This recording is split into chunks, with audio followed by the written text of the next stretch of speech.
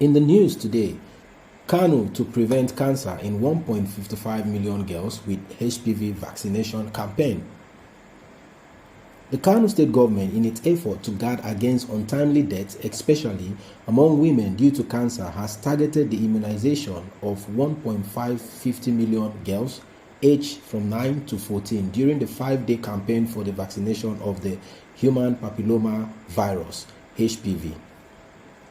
This was disclosed at the flag-off ceremony by the State Commissioner of Health, Dr. Abubakar Labaran Yusuf, who revealed the targeted number of people to be vaccinated during the campaign.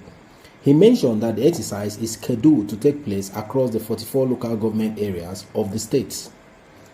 According to him, the HPV vaccination campaign is a proven scientific invention found to be effective in preventing HPV infection that leads to cervical cancer in women.